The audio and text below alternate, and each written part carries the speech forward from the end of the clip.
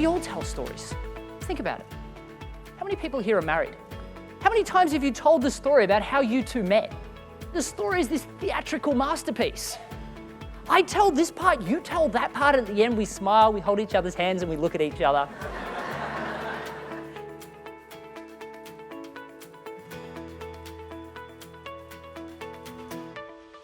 Confuse the customer, lose the sale. Now sure, I get it. What you're telling them sounds simple to you. For you, the devil is in the detail, the tech jargon. What I want you to do instead, I just want you to tell them a story.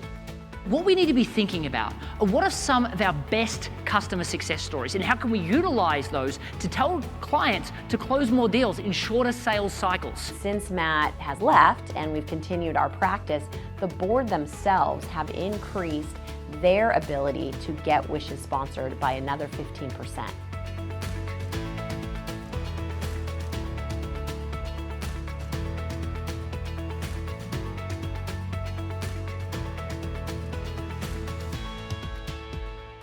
When you tell a story, studies out of Princeton says this thing called neurocoupling happens. And what that means is I'm creating artificial rapport.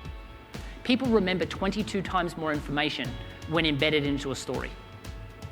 For instance, if I was going to tell you to remember chairs, porridge, and beds, and say a year from now I'm going to come back and ask you what those things were, there's no way you're going to remember what those items are. But going back to Goldilocks and the Three Bears, not only will you remember what those items are, you'll remember the order they were told.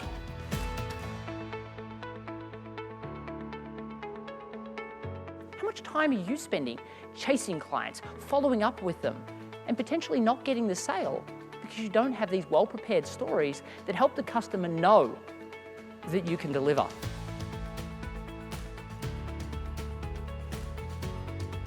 I went from scared to sell to teaching hundreds how to do it. Now, thanks to my best-selling book, The Introvert's Edge, I get the opportunity to teach thousands.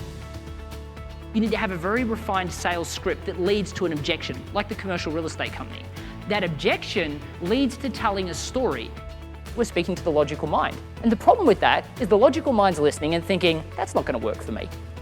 The emotional mind, however, loves stories. They hear a story and they're like, story time.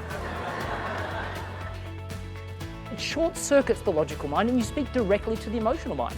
And it doesn't listen to any of the details, it just assumes all of that to be factual. And it's listening for the moral of the story.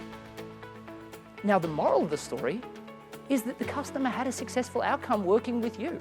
And because of that, so can they.